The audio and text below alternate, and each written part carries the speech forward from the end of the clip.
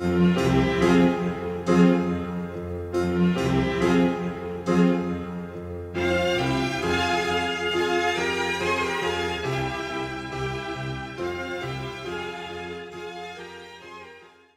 name is Abdu Murray, and what my talk today is going to be about, essentially, is a common ground, I think, between belief and non-belief in terms of God.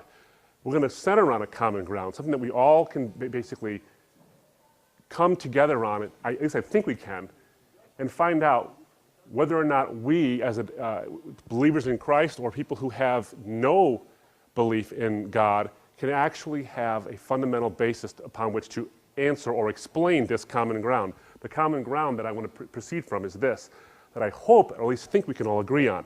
It is this, that human beings have intrinsic value, purpose, and dignity.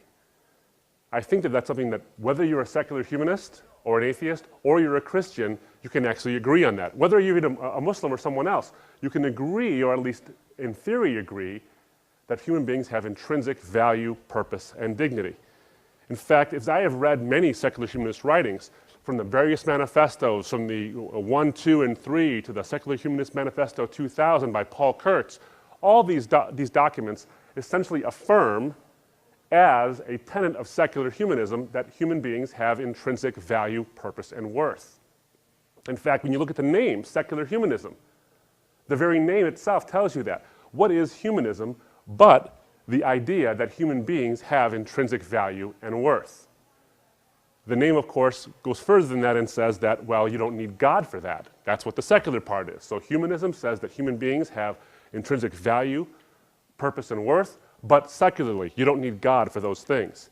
Now, Christians and atheists alike can agree, theists and atheists alike can agree on the fact of intrinsic value, purpose, and worth. The question is, can they agree on the ontology of that, or how can we actually prove that our worldview explains the existence of those things? But before I continue, I want to make sure I define something.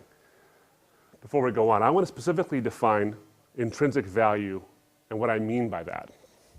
By intrinsic value, specifically what I'm talking about is the value something has in and of itself, that it is an end in and of itself, or it is an end in and of itself, not a means to an end.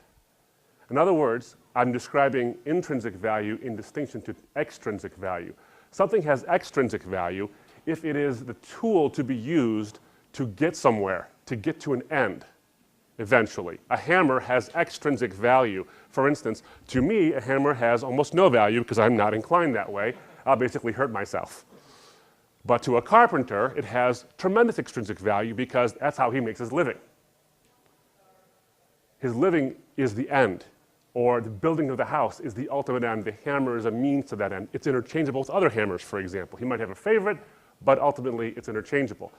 Intrinsic value is the value that something has in and of itself. It is the end that you're trying to get to. It is the result. It is the purpose in and of itself. And my point is this. I think secular humanists and theists alike would say human beings have intrinsic value. They are an end in and of themselves.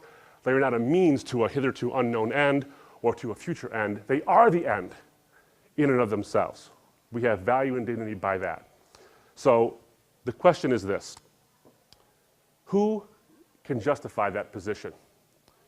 How do we justify our position? Can a secular humanist justify the position that human beings have intrinsic value? Or can the theist? That's the question. And I want to provide an illustration to show when the philosophical rubber meets the existential road, as it were. When these things matter, how do you know whether or not, how do you prove out the reality of these situations? How can you say, okay, my worldview has an answer? It's when the philosophical rubber meets the existential road. Let me give you an example of that. About a year ago or so, a friend of mine from school had come into town.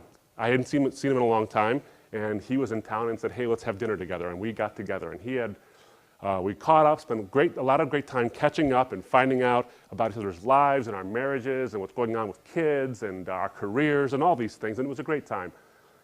But things began to turn to a spiritual nature in the conversation. I knew he was agnostic. He told me, I'm an atheist, but frankly, I haven't foreclosed the possibilities, but for the most part, I believe there's no good reason to believe in God.